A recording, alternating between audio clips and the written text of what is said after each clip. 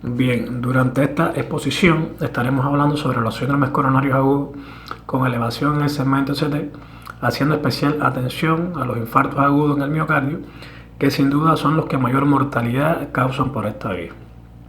Para abordar en el tema, estaré usando como referencia la guía publicada en el 2018 por la Sociedad Europea de Cardiología, en la que se expone la cuarta y hasta el momento última definición de infarto.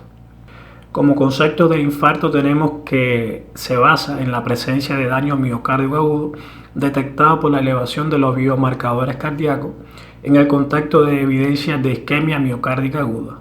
Más adelante vamos a estar explicando con más claridad sobre este importante tema. Para hacer un poco de historia, a principios de siglo, las evaluaciones post-mortem demostraron una posible relación entre la oclusión trombótica de la arteria coronaria y el infarto agudo. No fue hasta principios del siglo XX cuando aparecieron las primeras descripciones clínicas que indicaban la conexión entre la formación de un trombo en la arteria coronaria. La entidad clínica para aquel entonces se le llamó trombosis coronaria, aunque prevaleció el nombre de infarto. A mediados de los años 50 y 60, la Organización Mundial de la Salud estableció una nueva definición de infarto, basada principalmente en los hallazgos registrados en el electrocardiograma y dirigida sobre todo a un enfoque epidemiológico. Con la aparición de los biomarcadores cardíacos, las diferentes sociedades de cardiología colaboraron para definir el infarto utilizando un enfoque bioquímico y clínico y elaboraron un documento de consenso según el cual el daño miocárdico detectado por elevación de los biomarcadores cardíacos en el contexto de una isquemia aguda debe calificarse como infarto. Este concepto fue perfeccionado posteriormente por las sociedades de cardiología, lo que dio el desarrollo en el 2007 a un documento sobre la definición universal de infarto, el cual introdujo un sistema nuevo de clasificación con 5 subcategorías en la que incluyen a los biomarcadores cardíacos como elemento bioquímico fundamental a la hora de realizar el diagnóstico. En el 2012, los marcadores de daño miocárdico hicieron necesaria una nueva revisión del documento, especialmente cuando la necrosis se produce en pacientes que se someten a procedimientos coronarios o a cirugías cardíacas. Para finales de ese año, las sociedades elaboraron un documento donde recogía la tercera definición universal de infarto. El daño miocárdico no isquémico puede aparecer como consecuencia de muchas condiciones cardíacas, como por ejemplo la miocarditis, e incluso en condiciones no cardíacas como la insuficiencia renal crónica. Por lo tanto, en pacientes con valores de troponinas aumentadas, se debe diferenciar entre los que han sufrido un daño miocárdico no isquémico y los que tienen uno de los subtipos de infartos antes mencionados. En la cuarta definición universal de infarto publicada por las sociedades de cardiología, se incorporaron algunos elementos nuevos de los cuales vamos a estar haciendo referencia durante el transcurso de esta conferencia. Y bien, que hay de nuevo la cuarta definición universal de infarto publicada en el 2018. Lo primero es que se estableció la diferencia entre infarto del miocardio agudo y el daño miocárdico, que no es lo mismo. Desde el punto de vista patológico, el infarto se define por la aparición de muerte miocárdica secundaria a isquemia prolongada. Se dice que los primeros cambios estructurales que ocurren en los cardiomiocitos son la disminución de los depósitos de glucógeno y la aparición de la miofibrila relajada, así como la ruptura de la sarcolema, los cuales pueden detectarse en los primeros 10 a 15 minutos de la isquemia. En el ser humano pueden transcurrir varias horas hasta que ocurre la necrosis de los cardiomiocitos. Comentarles quiero que en los animales no ocurre así, donde sí vamos a encontrar una necrosis de los cardiomiocitos en los primeros 10 minutos de inducida la isquemia miocardia, donde la isquemia continúa avanzando desde el subendocárdico hasta el subepicárdico. Otro concepto que se incorporó fue el daño miocárdico secundario a cirugías cardíacas y extracardíacas como entidades diferentes de infarto, algo que no se había incorporado en las anteriores definiciones de infarto. También se incorporó el uso de la resonancia magnética nuclear para identificar la etiología del daño miocárdico, y es que con el uso del contraste con el gadolinio nos permite identificar las anomalías que afectan al miocardio de manera difusa, siendo difícil de detectar en otras técnicas de estudio. Y por último se incorporó la angiografía por tomografía computarizada para realizar diagnósticos de infarto. Estos fueron algunos de los nuevos conceptos que se incorporaron en esta cuarta definición de infarto, de los cuales también estaremos comentando un poco más adelante durante el transcurso de la clase. Bien, cuando se produce un desequilibrio entre el aporte y la demanda miocárdica de oxígeno, se produce una isquemia. Y dentro de los principales síntomas que puede presentar el paciente es el dolor retroesternal con una irradiación en las extremidades superiores, específicamente en la cara cubital del brazo izquierdo. El dolor también se puede irradiar hacia la mandíbula, cuello, región escapular izquierda, epigastrio y con una duración que por lo general es superior a los 20 minutos. Hay que considerar que cuando el dolor es inferior a 20 minutos, entonces podríamos estar en presencia de una angina. Desde luego, existen algunos elementos que identifican puramente el infarto y otros que diferencian a la angina que hay que tener en cuenta. Acuérdense que el diagnóstico del infarto es clínico, eléctrico y enzimático. Lo otro es que el dolor no se modifica con los cambios posturales y en ocasiones puede aliviar con la administración de una nitroglicerina. Existen otras entidades que también alivian con la administración de nitroglicerina, como el espasmo esofágico, pero también es cierto que el infarto presenta características típicas que no presenta el espasmo esofágico. Existen otros síntomas equivalentes anginosos, como la disnea y la fatiga, que cuando se encuentran acompañados de síntomas neurovegetativos como la sudoración, las náuseas, los vómitos y los síncopes, se pueden interpretar como equivalentes anginosos, aunque estos síntomas no son específicos de isquemia miocárdica. Y además existen otras patologías como por ejemplo las patologías gastrointestinales, neurológicas, pulmonares, osteomioarticulares que también pueden presentar este tipo de síntomas clínicos. También podemos encontrar algunas presentaciones atípicas de los infartos, como las palpitaciones, las taquicardias, las paradas cardíacas, e incluso se pueden presentar sin síntomas clínicos y con una elevación de las troponinas. Y es que lo que sucede es que en ocasiones la isquemia es tan corta que no se produce necrosis de los cardiomiocitos, elevando así a los biomarcadores cardíacos y sin síntomas clínicos. Cuando existe clínica de isquemia miocárdica aguda se puede detectar por alteraciones en el electrocardiograma. En cambio, cuando existe daño miocárdico, lo que vamos a encontrar es una elevación de la troponina por encima del 99%. Sin clínica de isquemia miocárdica aguda, los valores elevados de troponina pueden indicar daño miocárdico agudo, o sea, los pacientes pueden estar infartados.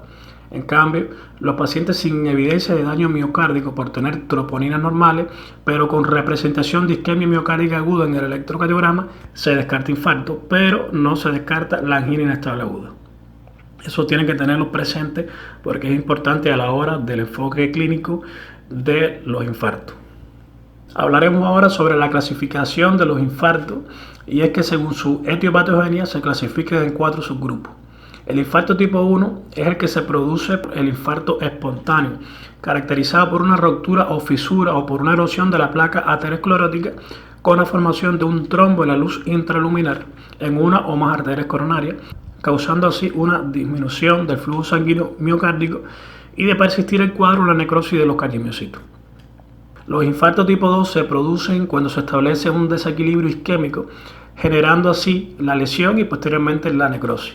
Su mecanismo etiopatogénico fundamental está dado por un desequilibrio entre el aporte miocárdico de oxígeno y la demanda que éste necesita. Por ejemplo, encontramos a la disfunción endotelial y al vasoespasmo coronario. También podemos encontrar a las taquicardias, los pacientes que presentan bradicardia, los pacientes hipertensos, los pacientes hipotensos, los pacientes que presentan embolias pulmonares y los pacientes que presentan una anemia. Son algunos de los diferentes casos que ya representan a los infartos tipo 2. Para comentarle un poco más con respecto al infarto tipo 2, producido por el desequilibrio entre la oferta y la demanda, pondremos 2 ejemplos más en pacientes con una hemorragia intensa y con una taquicardia. Cuando se presentan estas 2 complicaciones, el gasto cardíaco, que no es más que la cantidad de sangre que el corazón expulsa en cada latido, disminuye, dado que con cada latido la diástole se va a encontrar afectada y el corazón no puede llenarse normalmente. Y esto en condiciones de estrés pues va a generar isquemia miocárdica que de persistir continúa avanzando a lesión y posteriormente a necrosis. Los infartos tipo 3 encontramos a los pacientes con signos de muerte miocárdica, pero no se dispone de los resultados de los biomarcadores cardíacos porque se haya tomado la muestra de sangre antes que se instaure la muerte miocárdica o porque simplemente no se tenga a la mano los biomarcadores a la hora de realizar diagnóstico. En este grupo encontramos a los pacientes con bloqueo de rama izquierda de nueva aparición y con síntomas clínicos subjetivos de infarto. Aclarar que existen criterios de Hart-Bosch que se aplican en los pacientes con bloqueo de rama izquierda, los cuales tienen una especificidad muy alta a la hora de diagnosticar los infartos, de los cuales no vamos a estar hablando durante esta clase. Es posible que durante otras sí comentemos sobre estos importantes criterios que sin duda son muy importantes a la hora de realizar diagnósticos, sobre todo en los pacientes que presentan síntomas subjetivos de infarto y bloqueo de rama izquierda de nueva aparición. Los infartos tipo 4 son los que se encuentran relacionados con intervenciones percutáneas y se dividen en 4A y en 4B. Los tipos A son los que después de haberles realizado una intervención percutánea presentan elevación de las troponinas cardíacas por encima del 99 percentil o una elevación del 20% de su valor inicial. Además, necesitan síntomas indicativos de isquemia miocárdica aguda, cambios en el electrocardiograma, un bloqueo de rama izquierda de nueva aparición, o la demostración por técnica de imagen de la existencia de miocardio no viable.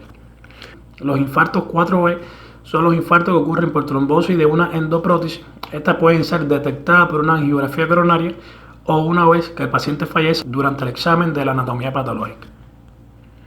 Los infartos tipo 5 son los que se producen relacionados con un injerto de derivación arterial coronaria, que se caracterizan por presentar una elevación de los biomarcadores cardíacos 10 veces por encima de su valor inicial. Además, se necesitan alteraciones en el electrocardiograma como aparición de nuevas ondas Q con topografía, bloqueo de rama izquierda de nueva aparición y la demostración por técnica de imagen de miocardio no viable con una motilidad regional de sus paredes. Esta es la clasificación general de los infartos, que como pueden ver recoge con bastante claridad los tres aspectos fundamentales a la hora de realizar diagnóstico de infarto, que son el cuadro clínico, importantísimo, los biomarcadores cardíacos, importantísimos, y las alteraciones en el electrocardiograma. Estos tres sin duda son los pilares fundamentales que no podemos excluir ninguno a la hora de enfocarnos para hacer el diagnóstico de un paciente infartado. El diagnóstico del infarto tiene tres enfoques fundamentales. Número 1, el enfoque clínico, que es todo lo relacionado con los síntomas que presenta el paciente. Por lo general, las presentaciones típicas se caracterizan por dolor retroesternal con una irradiación al brazo izquierdo, específicamente en la región cubital del mismo. El dolor también se puede irradiar hacia la mandíbula, hacia la región escapular izquierda. Otras irradiaciones atípicas de los infartos suelen ser en el brazo derecho y la región epigastria, por lo que en ocasiones se puede llegar a confundir con patologías gastrointestinales cuando tienen estos tipos de presentaciones. La intensidad del dolor puede variar en dependencia del tiempo de evolución del infarto y de la arteria ocluida. Muchos pacientes lo describen como un dolor, otros como una opresión y otros como un ardor. Su duración casi siempre dura más de 20 minutos y no se modifica con los cambios posturales ni con la administración de analgésicos.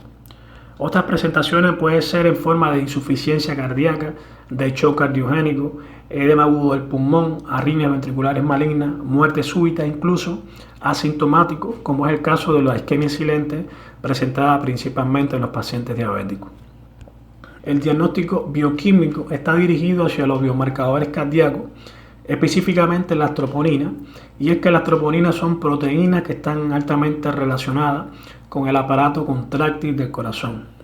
Estas proteínas se fijan particularmente a las cadenas de actina, facilitando la interacción con las cadenas de miosina. Existen dos tipos de troponinas, la T y la C.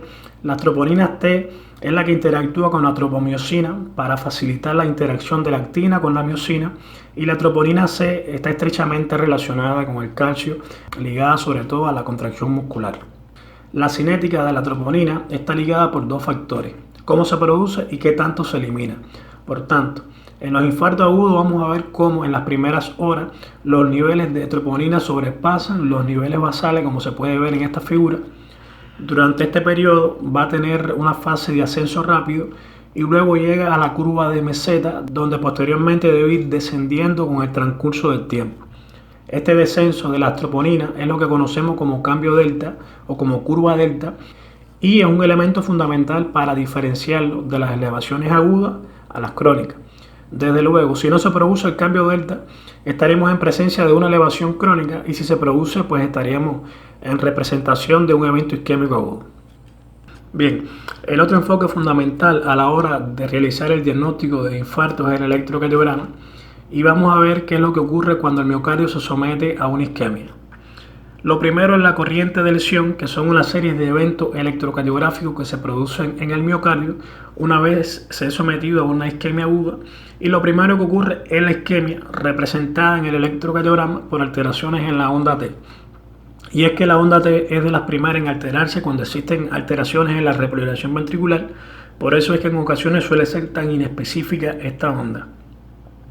Posteriormente se eleva el segmento ST, denominado también como elevación en lomo de delfín, deformando en muchas ocasiones la rama ascendente de la T.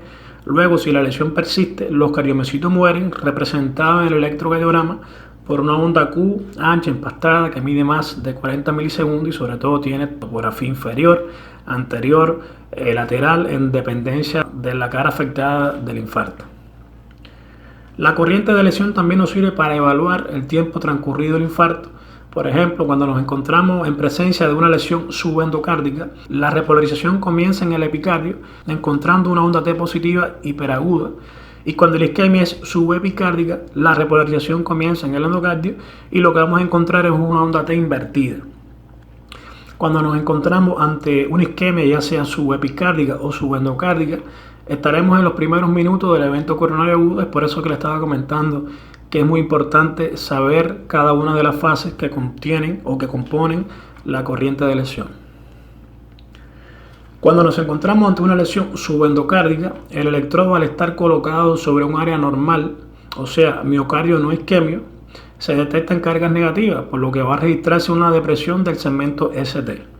Mientras que en la lesión subepicárdica, el electrodo, al estar colocado sobre el área lesionada del miocárdico, se detectan cargas positivas, registrando una elevación del segmento ST. En ambos casos estaremos ante las primeras horas del evento coronario agudo. Y por último, si la lesión persiste, ocurre una necrosis de los cardiomiocitos, el área necrótica dejará de contraerse y dejará de ser un miocardio viable para convertirse en miocardio no viable. Se representa en el electrocardiograma por una onda Q ancha, empastada, que mide más de 40 milisegundos y con topografía inferior, lateral, anterior, en dependencia de la zona que haya sido afectada. Y bien, los infartos se clasifican en infartos inferiores cuando presentan signos de isquemia, lesión, necrosis en D2, D3 y AVF. Anteriores cuando presentan corriente de lesión desde V2 hasta V4, lateral D2 a VL, V5, V6, posteriores V7, V8, de ventrículo derecho en AVR, inferiores inferolateral D2, D3, AVF, V5, V6, anterosectal desde V1 hasta V3, anterior extenso desde V1 hasta V6. También podemos utilizar el electrocardiograma para identificar la arteria culpable aún sin realizar coronariografía. Por ejemplo, cuando nos encontramos ante un infarto inferior, la arteria afectada va a ser en un 85% la arteria coronaria derecha. Cuando nos encontramos un infarto anterior será la coronaria izquierda, específicamente la descendente anterior, y cuando es lateral, la arteria afectada será la circunfleja. Esta imagen es para repasar algunos conceptos de los que ya hemos estudiado, y es que nos ponemos a observar en el electrocardiograma y podemos ver una elevación del segmento ST. Por lo tanto, podemos inferir en este electrocardiograma que estamos en la fase de lesión. Y como lo que encontramos es supradesnivel del segmento ST, pues estaremos ante una lesión subepicárdica. Continuando la interpretación del electrocardiograma, también se puede apreciar infradesnivel en AVL, y lo que sucede es que las demás caras también ven el vector que se aleja y por tanto nos dará este patrón de infradesnivel en la cara contralateral del corazón. Este fenómeno es lo que conocemos como imagen en espejo. Cuando se realiza el diagnóstico y se estratifica el riesgo del paciente, se procede al tratamiento y comenzamos primeramente por las medidas generales. Lo primero es el ingreso del paciente en una sala de unidades coronarias para poder tratar cualquier complicación que el paciente pudiera presentar durante ese periodo. Luego se canaliza una vena superficial o profunda para poder administrar los medicamentos indicados y para suministrar el líquido al paciente. Hay que recordar siempre antes de administrar líquido, auscultar sobre todo para ver si hay signo de congestión pulmonar. ¿Oyeron? Esto es muy importante. También se debe monitorizar al paciente en las 24 horas, Recuerden que en los infartos pueden ocurrir complicaciones mecánicas y complicaciones eléctricas, como las arritmias ventriculares malignas, las cuales deben ser detectadas a tiempo para poder tratarlas, por lo que se hace indispensable durante las primeras horas el monitor. También se debe realizar un electrocardiograma de 12 derivaciones. Recuerden que el monitor solo nos muestra un dedo largo, importante para el diagnóstico de arritmias ventriculares, no así para el diagnóstico topográfico de los infartos, en el que sin duda el electrocardiograma de 12 derivaciones es imprescindible. Dentro de las medidas generales también se debe indicar la toma de muestras sanguíneas. Para indicar troponinas inmediatamente nos llega el paciente, y para indicar otros exámenes importantes como el perfil glicémico, el perfil lipídico, una creatinina y, en dependencia de la gravedad del paciente, gasometría o ionograma. También se debe administrar oxígeno solo si la saturación es menor al 90% y se debe administrar de 3 a 4 litros por minuto. Aliviar el dolor también es fundamental. Recuerden que los pacientes con síndrome coronario agudo son pacientes que por lo general llegan estresados, ansiosos, y esto sin duda puede traer un diagnóstico desfavorable para el paciente, por lo que se hace imprescindible el alivio del dolor y mantenerlo lo más calmado posible. El tratamiento farmacológico está encaminado a restablecer sobre todo el flujo miocárdico. Sobre el tratamiento de los síndromes coronarios ya hablé en el video dedicado a los síndromes coronarios sin elevación del segmento ST, por lo que en este solo voy a agregar algunos aspectos fundamentales a la hora de tratar al paciente con un infarto. Lo primero es el alivio del dolor, y para aliviar el dolor tenemos varias opciones. Las mismas se pueden usar siempre en dependencia de la hemodinamia del paciente. Por ejemplo, podemos usar a la morfina, que viene en presentación de 10 y de 20 miligramos. Se debe diluir en 10 cc de solución salina fisiológica al 0.9% y administrar de forma endovenosa cada 10 minutos hasta el alivio del dolor. No se debe administrar en los pacientes con hipersensibilidad a la morfina, los pacientes hipotensos, los pacientes con depresión en el centro respiratorio y en los pacientes con infartos inferiores y con grandes descargas vasovagales. Los pacientes con hipersensibilidad a la morfina y que tengan contraindicada la misma, se le debe colocar meperidina, que viene en ampollas de 50 y de 100 miligramos, y se coloca 25 a 50 miligramos cada 15 minutos hasta que desaparezcan los síntomas del paciente. Otro de los medicamentos usados en los infartos con elevación son los nitratos, los cuales son vasodilatadores que aumentan el flujo sanguíneo al miocardio mediante la vasodilatación coronaria, disminuyendo de esta manera la demanda de oxígeno por el descenso de la precarga y la poscarga, contribuyendo también a la disminución de la presión parietal ventricular. Los nitratos endovenosos son los más utilizados en los infartos con elevación, aunque también los nitratos orales se recomiendan en los cuadros menos graves. La nitroglicerina endovenosa viene en ampollas de 5 miligramos y su dosis es de 0.125 a 1.5 miligramos por kilo por dosis. También encontramos presentaciones orales de la nitroglicerina en tabletas de 5 miligramos, las cuales se administran en intervalos de 10 minutos, máximo 3 dosis. Y por último se encuentra el dinitrato de isosorbide, que viene en presentación de 10 miligramos. Su uso fundamental se usa en las cardiopatías estables crónicas, aunque también se puede usar en los infartos con elevación del segmento ST. La principal contraindicación de los nitratos es la hipotensión arterial, por lo que no se recomienda administrar en los pacientes hipotensos, en los pacientes con infartos inferiores extendidos a ventrículo derecho, ya que por lo general estos infartos cursan con hipotensión. También usar con extrema precaución cuando se administran con los inhibidores de la fosfodiesterasa como el sildenafilo, ya que puede generar hipotensión grave. Dentro de sus principales efectos adversos encontramos al mareo, dolor de cabeza, enrojecimiento del rostro y el cuello, así como la taquicardia y la bradicardia. También debemos de antiagregar al paciente, ya que cuando se analiza el mecanismo de acción de los infartos, recuerden que ocurre una lesión en el endotelio vascular, donde seguramente ya existía una placa de ateroma, que posteriormente, al igual que ocurre en el resto del cuerpo, cuando existe una lesión, las plaquetas se agregan hacia el sitio donde se encuentra la lesión, y de existir una lesión significativa, o sea, una lesión en la arteria coronaria que mida más o que ocluya la luz del vaso en un 75%, pues existe una gran probabilidad de que se forme un infarto agudo en el miocardio. Recuerden que cuando existe una lesión significativa, porque hay una oclusión mayor al 75%, por tanto la luz del vaso se encuentra muy reducida, y si a esta pequeña reducción que ya presenta la luz del vaso la ocluye un trombo, pues inmediatamente colapsa el vaso y se produce el infarto. Cuando el paciente es alérgico a la aspirina, en su lugar podemos usar el clopidogrel. Precisamente este es el mecanismo etiopatogénico de los antiagregantes plaquetarios. Bloquean de forma reversible el tromboxano A2, el cual es un activador plaquetario, evitando de este modo la agregación plaquetaria y así la formación del trombo arterial.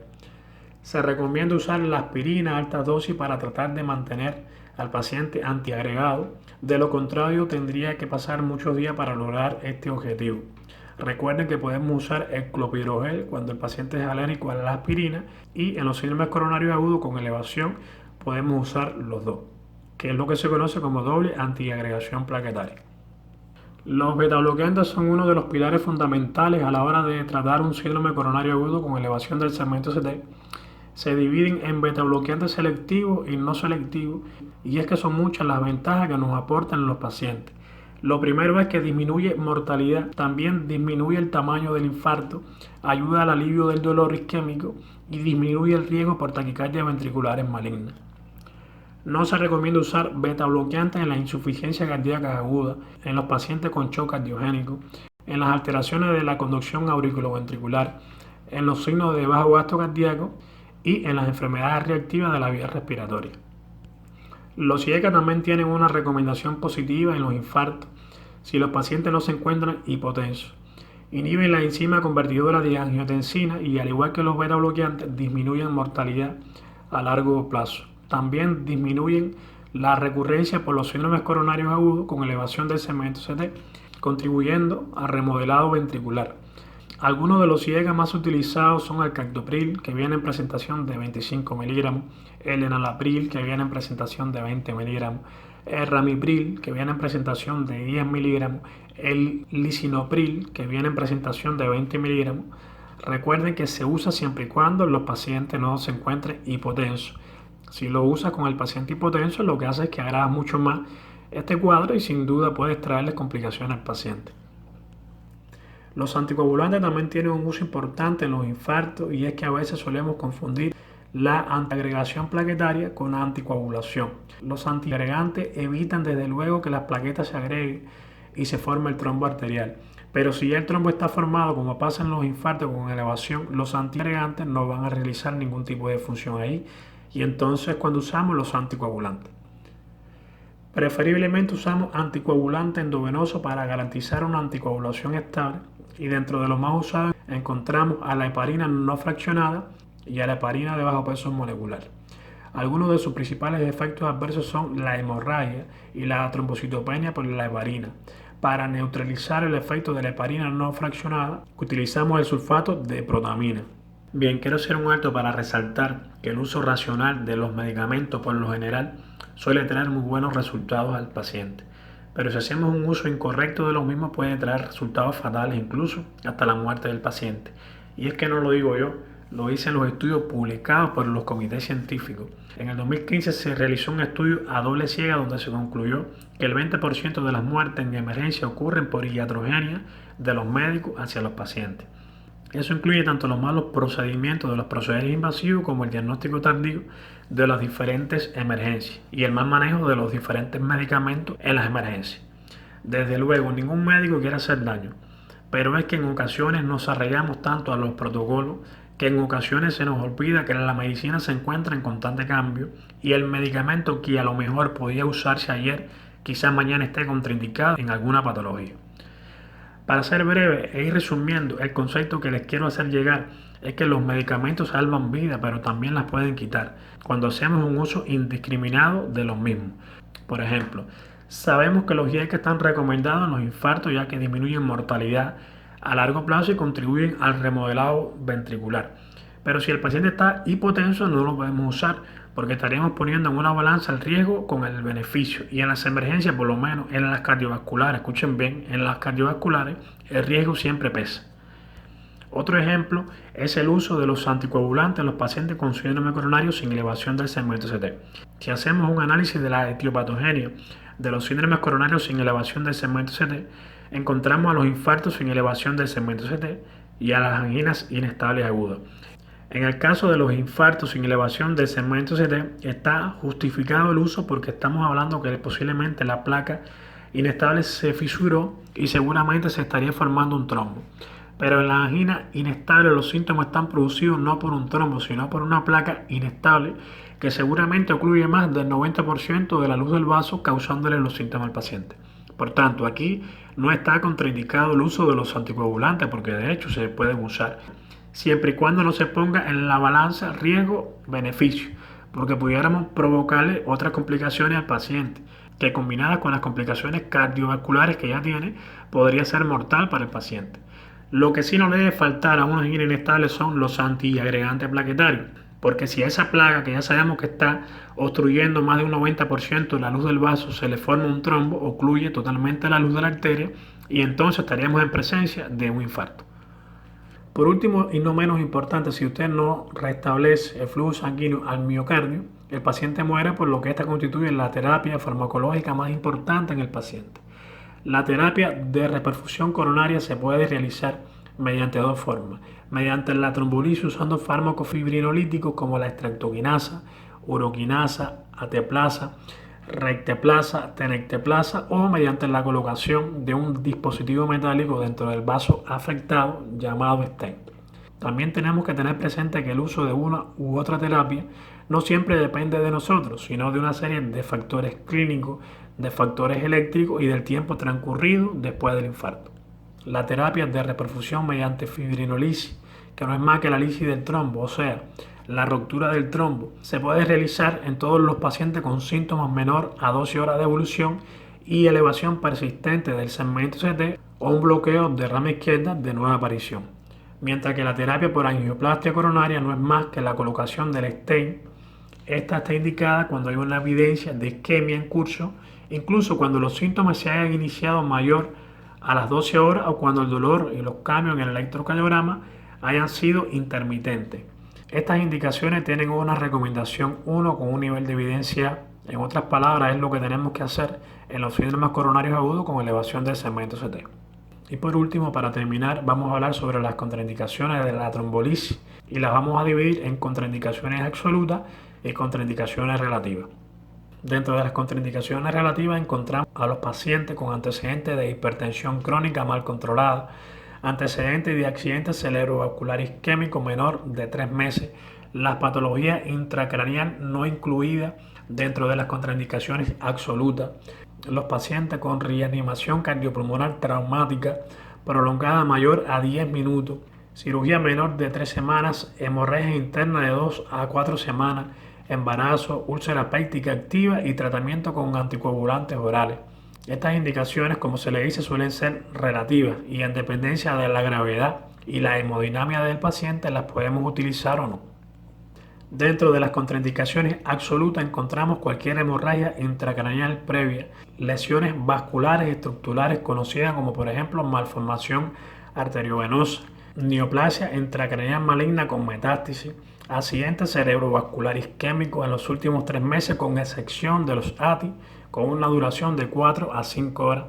Tampoco se debe trombolizar a los pacientes con sospecha de disección aórtica, hemorragias activas, traumatismo facial o craneal cerrados en los últimos 3 meses, cirugía intracraneal en los últimos 2 meses, hipertensión grave no controlada. Estas son algunas de las contraindicaciones que tenemos que tener en cuenta a la hora de realizar la trombolisis a un paciente con infarto. Y bien, durante el desarrollo de esta actividad hemos abordado los síndromes coronarios agudos con elevación del segmento CT y, como bien lo dice su nombre, son un conjunto de síntomas y signos coronarios que conducen a varias entidades nosológicas conocidas como infarto.